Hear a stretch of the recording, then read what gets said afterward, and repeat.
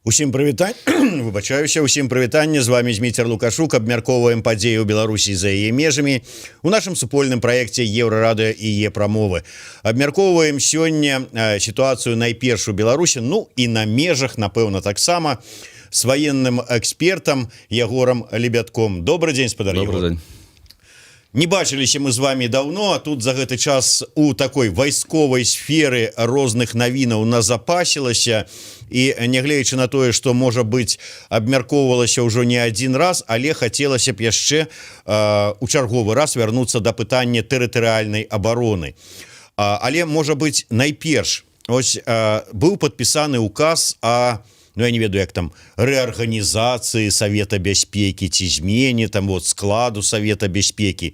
І гэтая сітуацыя наконт вот чарговага такого бегання вакол тэрытарыяльнай абароны. Яны неяк звязаныя паміж сабой, гэтыя два пытанні? Ну, скорее всего, да.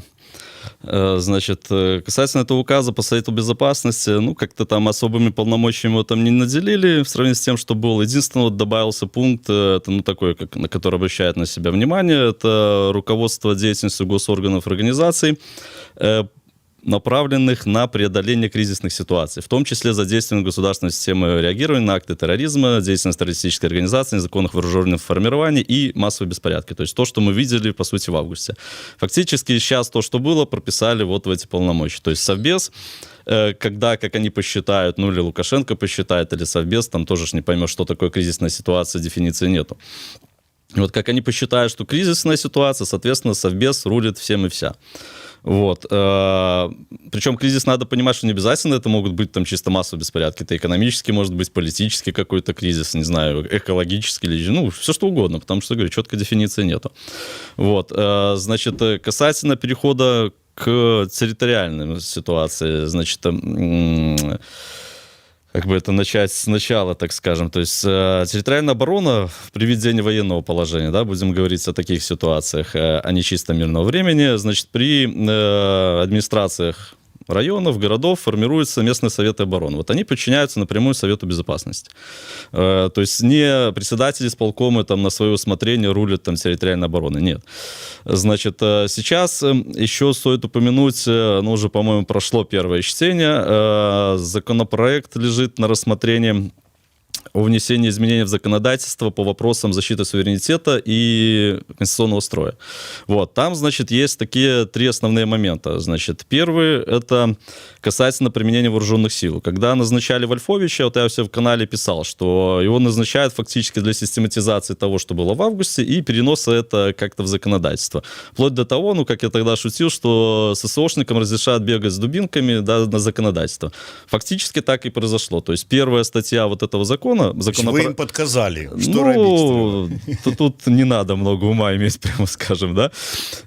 Значит, первая статья, что там есть, это изменение в закон о вооруженных силах. И там как раз прописывается вот эта система госреагирования на акты терроризма, бла-бла-бла, и массовые беспорядки. И написано, правда написано, да, в исключительных случаях могут применяться вооруженные силы, но уровень исключительности мы все созерцали, да. То есть 30 женщин вышли, это уже тоже можно по их меркам считать исключительным случаем.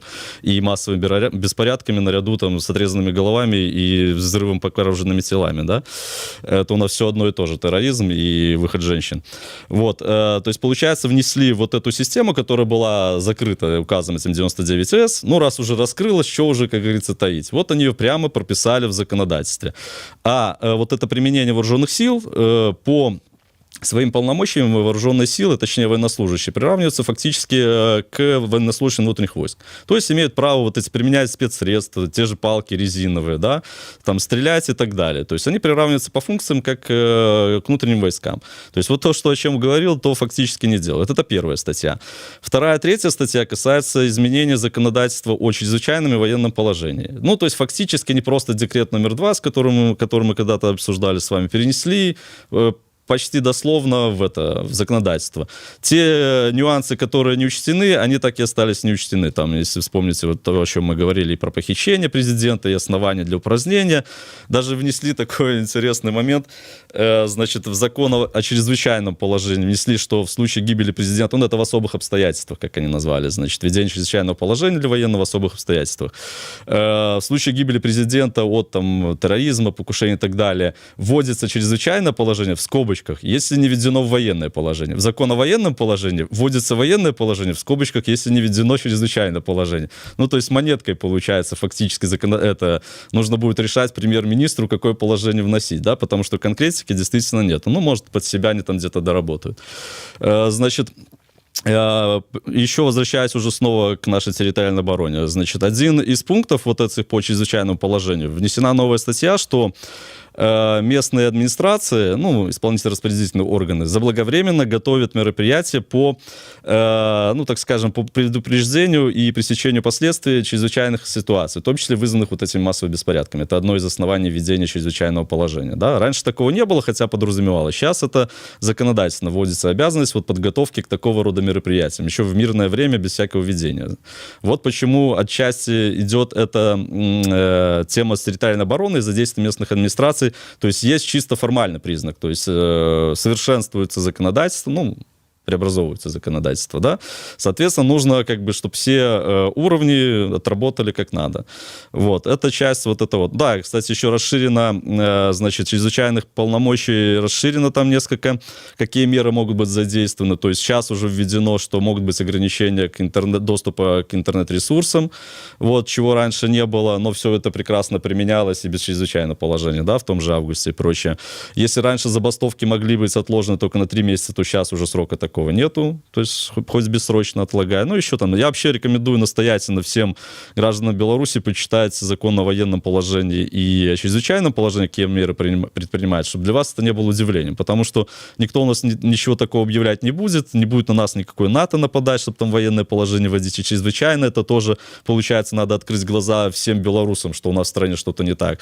Поэтому будут применяться все те меры, которые прописаны в этом законе, только вот в рамках этой системы госреагирования на акты терроризма, массовые беспорядки. То есть без объявления все те же меры. Вот. Если что, там они сошлются. А там же такие меры, вы же учтите, что, допустим, финансирование, преодоление вот этих, точнее, финансирование мер по устранению вот этих обстоятельств, вызвавших чрезвычайное положение, то есть тех же беспорядков, оно идет за счет организаций. Вот там прямой пункт, за счет организации, без указания формы собственности. То есть если вы торгуете там детскими игрушками, к вам придут, давайте деньги там или что-то для, не знаю, там, пресечения массовых беспорядков, то есть не удивляйтесь, люди, а к тому, что почитайте и внимательно отнеситесь к этому, чтобы для вас это не было каким-то шоком. То есть это затрагивает не только там гражданина, что тебе не дадут куда-то идти, либо посадят на сутки, да, это затрагивает экономические меры, может затронуть, скорее всего затронет. Вот, значит, но вернемся снова к территориальной обороне, да, это все взаимосвязано, на самом деле, тут просто такой пласт, который наедине, да, просто, так скажем, показали территориальную оборону. Здесь нужно освещать более широко это все дело. Почему сейчас, так скажем, на мой взгляд, это идет, не только на мой взгляд, прямо скажем, значит, идет проверка надежности системы на масштабирование массовых мероприятий, массовых выходов людей. Значит, все они прекрасно понимают, это только упадничество, вот это там комитет и прочее в информационном плане поддерживают, что все пропало, выходу никаких не будет, все, победил Лукашенко, ой, все пропало. Нытиков таких, вы, думаю, много сейчас видите, да? Они готовятся, понимают. И в чем проблема территориальной обороны? Почему задействовать важно. ОМОН, тот же там, допустим, войска, где-то в Минске и прочем они уже отработали. Они просчитывают выход по регионам. А вы же поймите, у нас какой недостаток, не только в Беларуси и постсоветских странах, там и тот же Детройт можно вспомнить, что у нас есть градообразующее предприятие. Ляжет БМЗ, это целый город, с которым надо что-то делать. Ляжет БелАЗ, то же самое, да, Новополоцк. То есть это пойдут не просто там, скажем, Минск где-то, где уже привыкли, а это пойдет по регионам. И надо рассчитывать силы на это все. То есть что можно противопоставить на предприятиях, как можно подавить, как можно сформировать вот эти дружины, так скажем, назовем, чуть позже к ним вернусь. То есть вот сейчас идет просчет, насколько эта система будет устойчивой, какого масштаба, так скажем, массовым выступлением граждан. Спадар Егор, можно я пераб'ю? Адразу по ходу два удакладнення. Першае, вы сказали зараз про тое, что фактычна гэтыя тэрытарыяльныя абароны, гэтыя часткі там палкі тэрытарыяльнай абароны, Батальён. ну умоўна кажучы, яны будуць выконваць фактычна функцыі міліцэйскія. Да, то есть, але вот пры сённяшнім стаўленні шараговых беларусаў да гэтых так званых праваахоўных органаў і ведаючы, што іх зараз будуць прымушаць выконваць фактычна міліцэйскія функцыі, ці лёгка, і вот у нас гледачы таксама цікавяцца, ці здолеюць яны набраць людзей у гэту тэрытарыяльную Это абарону? абсолютно правильный вопрос, вот поэтому сейчас они этими занимаются. То есть сколько людей готовых, лояльных можно подобрать. Вообще это не ново, то, что сейчас делается, прямо скажем. Фактически территориальная оборона, она есть во всех странах вокруг нас. Как инструмент обеспечения военной безопасности, это очень хорошее средство, инструмент, да, тавтология, извините. Украинцы это в свое время упустили, сейчас пытаются наверстать. То есть, что такое территориальная оборона? Вот на примере Донбасса того же можно взять, да. Когда Россия входила регулярными своими силами, они что начали делать? Захватывать администрации, фактически. Была бы территориальная оборона, которая по свистку хотя бы день-два была готова, да, вооружиться и противостоять. Очень много можно было избежать жертв и потери, так скажем, территорий. Дальше. То, что делают, допустим, вот как сейчас, кстати, вот этим законопроектом упомянуто тоже вносится, что функции внутренних войск, а также распространяются гарантии как на них, то есть защита личности военнослужащих и их семей. Тоже не праздная вещь. Можно вспомнить Крым, когда приходили к руководству частей россияне, да, на то время там как бы не россияне, и говорили, что твой ребенок находится в детском саду там-то, там-то, жена там-то, там-то. Сами понимаете, что это хороший способ давления. То есть вот эти меры, которые принимаются, как инструмент, подчеркну, они очень правильные и хорошие, но всегда надо разделять инструмент и как им пользоваться. Кухонным ножом можно резать фрукты, а можно убивать людей. Понимаете? И у нас понятно, что они заточены на обеспечение, как они считают, внутренней безопасности. И сейчас такой интересный термин ввели. Раньше было общественное согласие и стабильность, сейчас заменили на гражданский мир и согласие. Да, красиво так. Не знаю, как вооруженными силами можно достигать мира гражданского и согласия, но это уже риторика, так скажем. Як у тым дзіцячым мультике, зараз я загадаю, тебе так отлупцують, что ты меня полюбишь. Да. Или боятся, значит, уважают. Это вот эти мультики как раз, наверное, походу, не воспитывались все наши силовики и Лукашенко вместе с ними. Только неправильно учли уроки, которым пытались научить тогда мультики. Значит, касательно отбора кадров, действительно, это большая проблема. То есть надо понимать, это же не просто, как у нас там, условно говоря, какие-то будут, пусть там артиллеристы, танкисты, которым там где-то бегать не надо или прочее, да, что можно с пузиком там посидеть, где-то стрельнуть, или в пехоте в окопе. Это должны быть спортивные ребята, условно говоря, которые будут применять физическую силу, да, и стрелять там, если на каком-то там объекте они охраняют, условно говоря.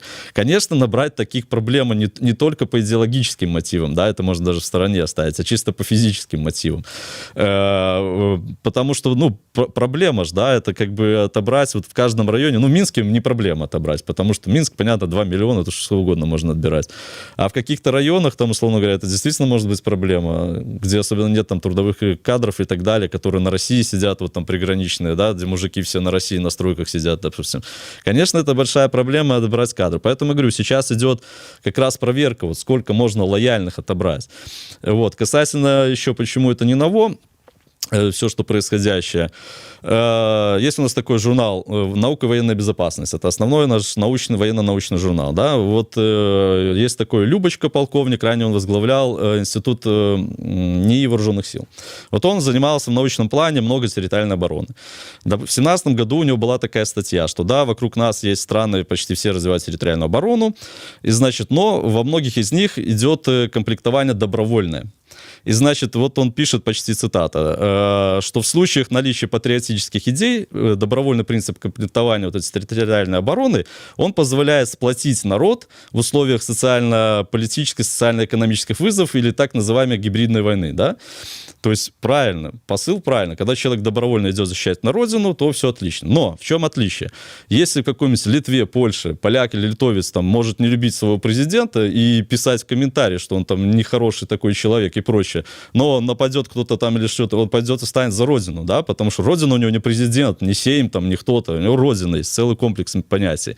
У нас же есть патриотизм, это по дефолту, это лояльность Лукашенко. Вот и на основании лояльности Лукашенко ни о каком сплоченности нации не может быть в плане противостояния, как они называют, там, гибридными угрозами, да, этот миф этот. Вот. То есть сейчас идет просто, получается, это я к тому, да, продолжу еще мысль.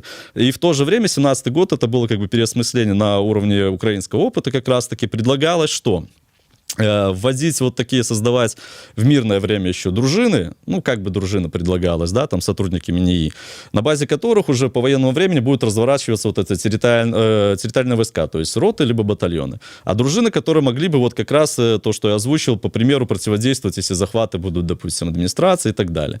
Видимо, это лежало на бумаге, может, где-то на КШУ, так скажем, отработали, сейчас это реанимируют, и вот действительно идет, видимо, проработка, как можно создать вот эти дружины, вот о чем говорил Лукашенко, который за 24 часа готовности будут, да, которым можно там, условно говоря, форму положить дома, знает, куда прийти в исполком за автоматом, ему быстро дадут все это дело.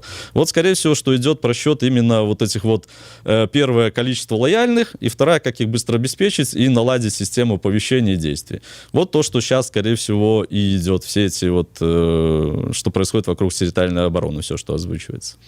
Но ўсё адно мне падаецца даволі дзіўная сітуацыя, асабліва калі браць рэгіёны. Вот горад, хай сабе ён дастаткова вялікі, але гэта не Мінск, не Вашынгтон, не Нью-Йорк. І вот здарылася што-нибудь, ну я не ведаю, закрыўся нафтан. И вышли люди, а это 9 тысяч человек, протестовать супраць гэтага. И что, вот мой сусед Васька, который записался в территориальную оборону, пойдет меня лупцевать? Ну, неужели вы не видите, что такое может быть, да? У нас же отборные кадры, войны Аллаха, таких вы найти не проблема, к сожалению.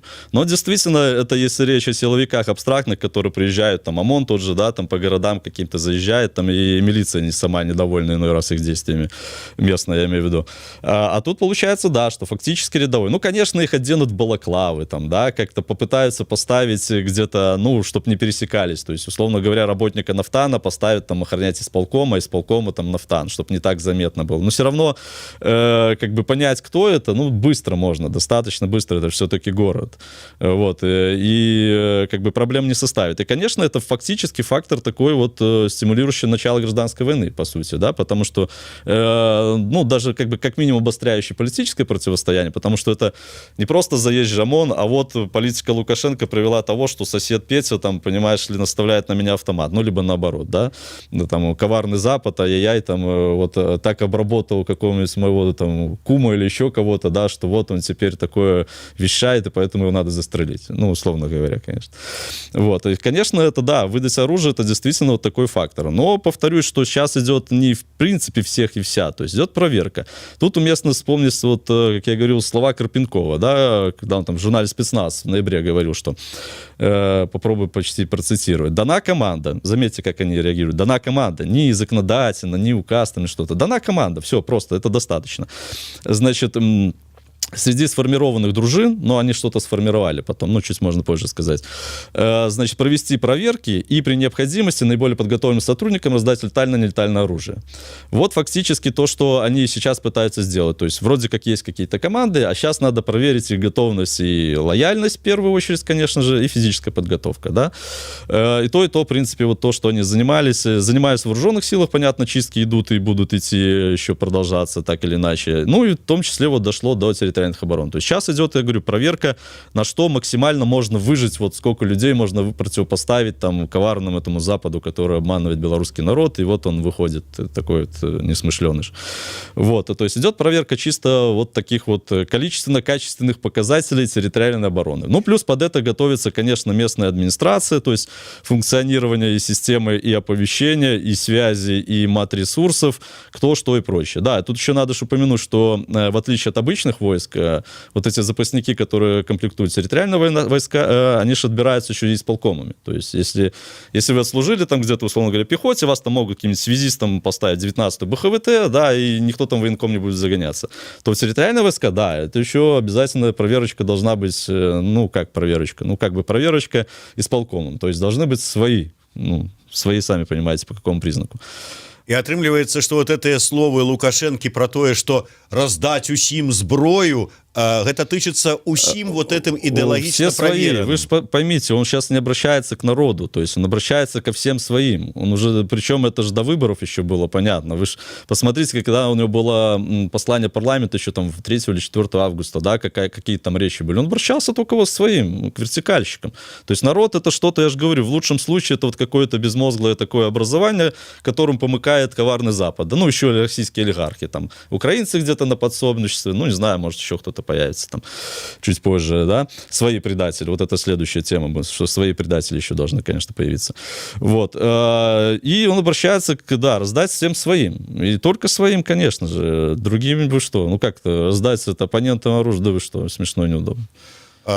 Тэма ўсё ж таки, вот вы прыгадалі, скажем, там тым же палякам, там, скажем, тэрытарыяльная абарона, які можа не любіць там уладу ці прэзідэнта, але краіну пойдзе бараніць ад знешняй пагрозы. У выпадку Беларусі знешняя пагроза. Нам, конечно, рассказываюць уже шмат гадоў про НАТО, якое там точыць зубы, а апошнім часам яно ўжо тут нават ледзь там не на мяжы лязгае зброяй, але уявім сабе сітуацыю, я не ведаю, там зелёных чалавечкаў, там которые в любом там самом, як там, сельской краме купили форму военную и пошли Витебскую область отжимать. Территориальная оборона спрацуе? Ну, должна. А вот сработает или нет, это второй вопрос. Ну, конечно, на такой случай территориальная оборона – это скорее подстраховочная. То есть первое, что будет задействовано, это ССО и внутренние войска. Вот. Территориальная оборона из примеров того, что отрабатывалось в 2015 году, например, прикрытие границы с Украиной, отрабатывалось как раз-таки территориальными войсками, плюс придавали ССО подразделения, там 130-38 бригад. Вот это как бы прикрытие, если будет проникновение внешнее. Ну, соответственно, вот таким образом будет прикрытие, например, со стороны России, как бы, ну, может быть, скажем так, да. То есть, да, будет формироваться какая-то территориальная оборона, которая будет контролировать вот эти администрации, какие-то критическая инфраструктура, а ССО уже непосредственно будет действовать, выщемлять эти ДРГ, выщемлять организаторов, уничтожать и так далее, и так далее. То есть, вот такой план действий на, ну, так, на гипотетически зеленых человечков. То есть, территориальная оборона, она как подспорье здесь скорее. Вот. Никто на нее основной упор в данном случае, конечно, не делает. Это именно такой вот как... Ну, просто как дополнительные люди, которые могут прикрыть дыры, на которые, по идее, надо было бы тратить вооруженные силы. А так они, да, могут там водонапорные башни какие-то охранять, например, там, я не знаю, администрация, еще что-то такого плана, где, ну, как бы посадил троих с автоматом, уже вроде что-то. Падсумоўваючы гэта ўсё сказанае, атрымліваецца, што тэрытарыяльная абарона найперш ствараецца для супрадзеяння массовым протестам. Фактически сейчас она трансформируется, да. То есть, если посмотреть все учения, ну как, основных два вида применения территориальной обороны, ну, точнее как, можно подразделить. На свободной территории и на оккупированной. Оккупированная — это партизанская война. Партизанская война у нас, как всегда, это какой-то идеологический миф, что вот мы там партизанский опыт, и вдруг почему-то мы сразу научимся резко партизанить, да. Партизанской войне надо учить, тем более она трансформируется, и контрпартизанские меры трансформируются. И этому надо учиться. Этого нет по территориальной обороне. Точнее, может, где-то они там на бумаге, конечно, сделают, но в масштабах страны и близко этого нету, да. То есть надо быть этим, как его, реалистом, а не на бумажке. В основном мероприятия проводятся КШУ все по территориальной обороне на свободной территории, как в целях обеспечения военного положения. А фактически это, да, это применение территориальных войск как внутренних войск. Это охрана объектов и противодействие диверсионно-разведывательным группам противника, незаконным вооруженным формированием внутренним, либо засланным извне. Ну, сами понимаете, как бы противостоять там зеленым беретам или даже какому-нибудь литовскому спецназу, обкатанному там где-то, условно говоря, в Афганистане, какие-нибудь дядьки там, запасники, ну, это как бы так тоже смех всегда вызывало. Но, тем не менее, надо понимать, что достаточно даже иногда просто такого прикрытия вот такими, пусть не самыми боеспособными войсками, чтобы снизить активность этой ДРГ, с которой впоследствии могут разобраться обычные вооруженные силы. То есть никто не ставит задачи прям такой победоносной войны на локальном участке, да, но хотя бы как-то снизить эффективность действий противника. Вот для чего применяется территориальная оборона, должна применяться территориальная оборона. То есть партизанщина, если вдруг нас резко захватили, либо вот такое обеспечение военного положения, уничтожение каких-то мелких групп и выявление в первую очередь их. Мне вельмі так запаліў душу ваши словы про тое, что зараз пачнуць, ну яшчэ ёсць вораг знешні, там НАТО і не забываем олигархов, да, российские олигархи и унутранные вораги. Вы зараз прогнозуете, ну, якую-нибудь там справу генералов, ці вот что маецца на увазі? Два, значит, само собой, немножко начали бороться как бы с предателями, да, как обычно это сажают там бывших милиционеров на сутки, продлевая их периодически, указом лишили там званий, да, то есть может быть какое-то еще показательное дело. Даже не дело, а показание как бы, ну, скорее всего, воздействие такое на что у нас, как правило, на лишение собственности и еще что-нибудь из такого духа, да, чтобы еще больше своих запугать и убедить, что не надо быть предателем. Но более вероятно, скорее всего, можно ожидать это прямое воздействие на врага на Западе. То есть в чем это будет выражено, сложно сказать. Но если уже говорить к прогнозам, что сейчас может быть, потому как берега не теряют и привыкли и начинают действовать вовне, как они действуют внутри, то логичный шаг, что сейчас будет прямое действие на граждан и собственность, ну, ЕС, скажем так. То есть что это может быть? Это может быть захват дипломатов какого-нибудь, да, плевали они уже на эти конвенции. Точнее, они, конечно, будут рассказывать, и Лавров там что-нибудь подтвердит, это кому-то это интересно на самом деле. То есть захват дипломата, показать, что вот он финансировал такой-то там, это слежку за ним вести, но же можно по указанию прокурора, да, они что же показали.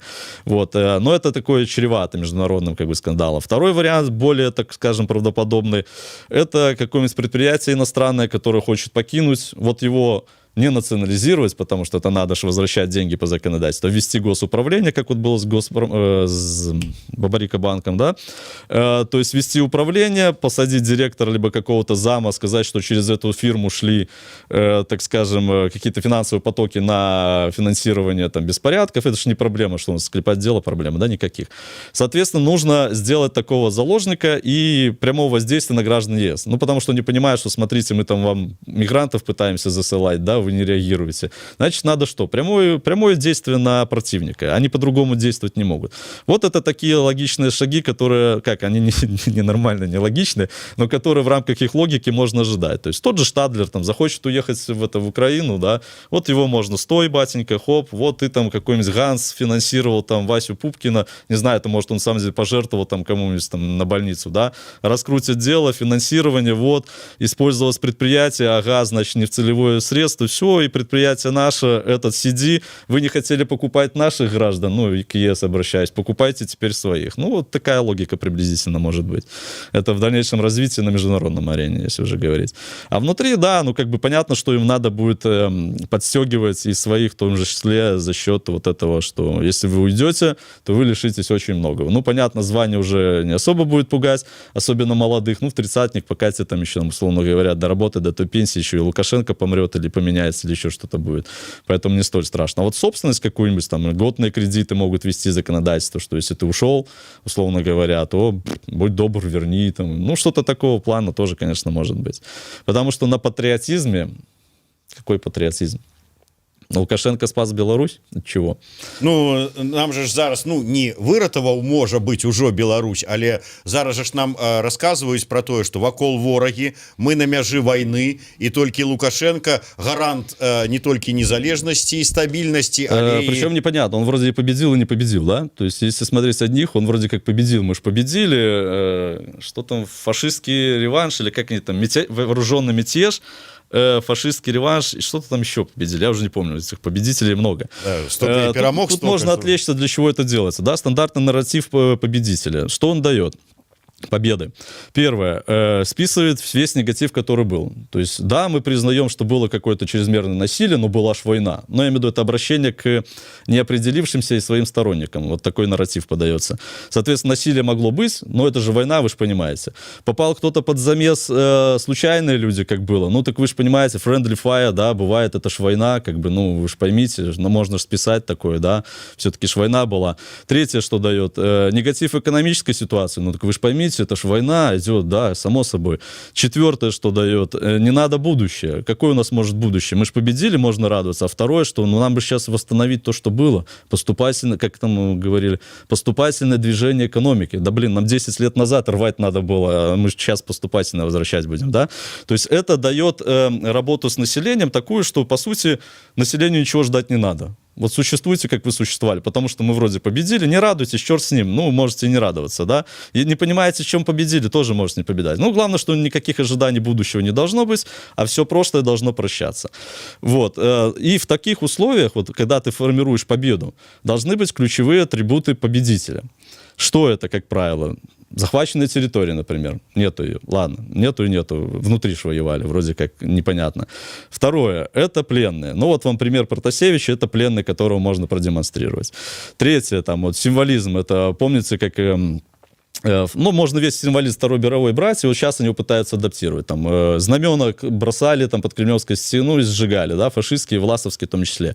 Вот вам, пожалуйста, БЧБ. Мы его победим, да, нацистов в том числе. Зараз до вечного огню на площади Перамоги будут вот на 9-го парад устраивать там и вот, может, и какое-нибудь кидать... будет демонстративное сожжение. Да, я не удивлюсь, это вполне в их логике теперь. Там, я же говорю, берега потеряны, поэтому тут что угодно можно ожидать. Значит, что еще из такого? Но они не могут предоставить основного, что всегда есть в войне. Война победителя. Вспомните, ветеран войны. Карпенков. Не, Витрину подождите, так перемог. не, вы не понимаете. У нас только один победитель позиционируется Лукашенко, а остальные, что такое воин-победитель? Вспомните, ветеран войны. Ходили, все его уважали, ходил с открытым лицом, все знали, где его дом, звезды малевали красные, дети ходили, я ходил еще там, помогали им что-то. То есть это был человек уважаемый и открытый. А что у нас воины-победители? В балаклавах уголовные дела за то, что раскрывают, где они живут и так далее. То есть, понимаете, воина-победитель нет как такового. Да, им втирают в идеологии сейчас, что они победили мятеж, что люди не знают, да, что вот то, что я говорю. Мне всем рассказывают, что народ тупой, его одурманивают вот этими технологиями, телеграм и прочее, а вот они, военные, действительно знают всю ситуацию, это действительно они воюют с Западом. Этот лейтмотив, на самом деле, не этого года, давно такая развивалась тема, да, вот, и получается, что воина-победителя нет. Победы реально нет, значит, нужны суррогаты. Вот они и будут делать вот такую вот чушь, типа там с этим, и со знаменами, я говорю, они что-то могут упороть, да, такое. И этого Протасевича, как и народ, люди смеются, уже давно пора его там в трудовые коллективы возить и там чуть ли не в клетке показывать. Ну, как, помните, парад этот в ЛНР проходил, когда украинцев вели, да, вот им же тоже надо что-то такое, типа парада показать. Ну, пока вот только Протасевичем ограничились, да.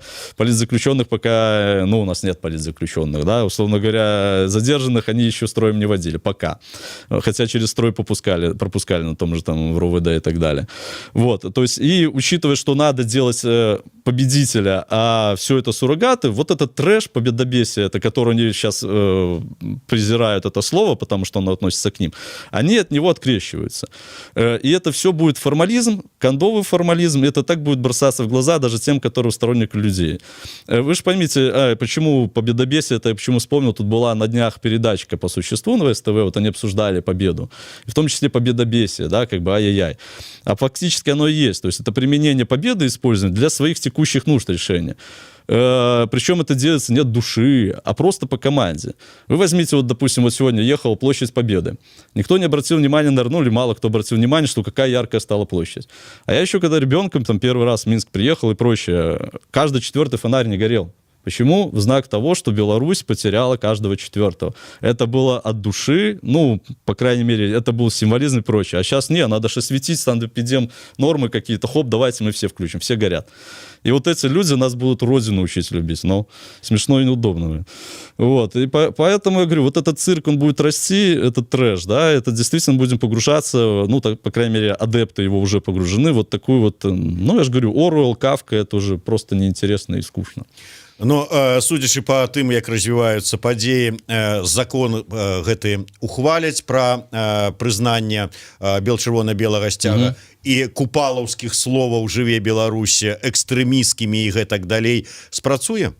Допоможет им? Нет, вы же поймите, не надо смотреть, я же уже когда-то говорил, может, у вас, не у вас, не надо смотреть на законы. Сейчас идет просто формальное закрепление хотелок, желания вот Лукашенко и организованной им группы лиц.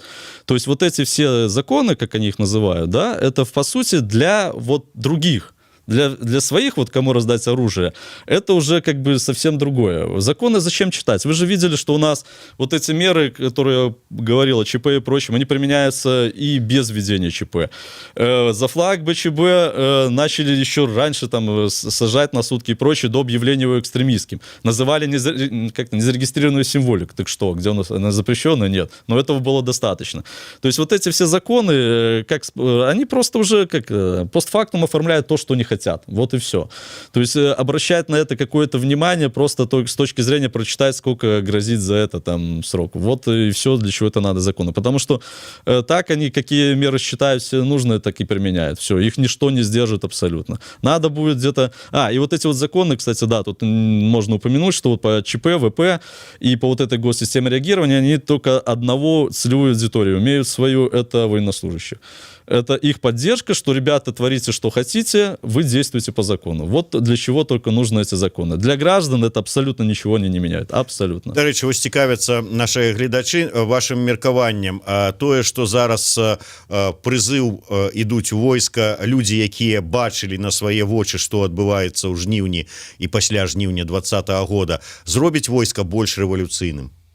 Да, само войско, там, сами войска и прочие силовики, да, ну, по крайней мере, молодой их штат, который еще там не затянуты во всю эту идеологичность, всю эту рутину, серость и так далее, карьеризм, они и так потиху доходят. Ну, войска просто доходят с временным лагом, там, полгода, год в сравнении с обществом. То, что войска — это же фактически отражение общества, только где-то там больше гиперболизации, где-то, наоборот, более утрировано. То есть, конечно, это будет, но не за счет солдат. Солдаты в меньшей степени. Это единственное, что какое может быть влияние, если солдат победит с Минска, вот как у нас, допустим, да, из каких-нибудь Калинковичей. И вот там минчанин ему там где-то в Коптерке или прочее расскажет, что вот такие-то события проходили, потому что они же реально там не понимают, что происходило. Да, у нас же почему-то думается, что вся страна. На самом деле больше Минской области и областные города, а в деревнях они, вы знаете, не знают, что там происходит. То есть вот просто это как бы один из факторов распространения информации, может быть. В плане там, ну, чуть ли революционной трансформации от солдат точно ожидать не приходится, и уж точно не за год. Ну, как бы, да. На заканчэнне, спадар Егор, хацелася б ўсё ж таки ваше меркаванне пачуць наконт вось гэтых мігрантаў, нелегалаў, якіх ловяць не толькі ў Літве, але зараз ужо і ў Польшчы. Что это? Ну, это, опять же, давний такой способ, еще, повторюсь, даже до 15-го, это создание гуманитарных катастроф. То есть и в России это отрабатывалось тем же Суровкиным, если брать, вот сейчас он командует ВКС России, да, до этого там Тихоокеанским, неважно. У него там в научных работах вот предлагается техногенные катастрофы, инспирирование, то есть гуманитарные. Это один из методов ведения войны не военными способами. Вот и здесь такая попытка как бы показать, что вот смотрите, ну, как минимум показать, в чем наша ценность для вас, Европы. Мы вам там 300 мигрантов, там, условно говоря, сдерживаем за месяц, да. Вот и вся ценность. При том, что Европа потратил там десятки миллионов в обустройство границы. То есть как-то даже смешно, честно говоря. Тебе дали денег, а ты говоришь, что это дайте еще, иначе мы вам будем угрожать наркотиками и чем там наркотиками и мигрантами, да. Ну, то есть это, в принципе, не цивилизованно по международным... Ну, люди, точнее, в ЕС уже понимают, с кем они имеют дело, до этого не спали и считали, что здесь какое-то, ну... тумба-юмба, да, которые, абы не шипать их там, нечто живут, ну и черт с ним там. Где-то выразили дип-концерн и все. А сейчас они поняли, с кем имеют дело, да. Самолет, ну ладно, самолет, ну если тут еще можно чего угодно дискутировать там на формально-правовом, а когда тебе прямо говорят, что мы вам, блин, откроем каналы миграции наркотиков и мигрантов, ну так это же прямая угроза, терроризм в его чистом виде, да, по ну и что, спрацуе? Да не спрацует, конечно. Ну, если вы учтите, тысячами только в Сицилию, там, ну, точнее, не в Сицилию, в Италию, там, в Испанию забегают этих мигрантов в день, там, бывает, что до 1000. А тут 300 за сколько там, за месяц и прочее. Да справятся европейцы, здесь смешно, неудобно. Тем более, это что же надо, как бы, канал этих иракцев привозить, как-то там организовывать, не все там желающие. Так что это, скорее, пока тоже пшик такой в воздух и все. Поэтому вот я почему говорю, что сейчас должно быть прямое воздействие на граждан ЕС или как-то на ЕС. Не обязательно на нашей территории, может, что-то и там будет другое. Потому что они видят, что ничего не срабатывает. Те угрозы, которые они предлагали, они не срабатывают. Поэтому надо действовать что-то дальше. На заканчэнне коротко, вот гэтыя словы сумесныя Макея і Лаўрова про тое, что вот зараз мы тут адзін аднаго падтрымаем, а санкцыі толькі штурхаюць да большай інтэграцыі Беларусі. К интеграции, кратко, к интеграции России и Беларуси толкает только Лукашенко, санкции ни при чем, все это видно за 26 лет. Слова о поддержке сегодня есть, завтра будут по-другому. Поддержка ж может быть как...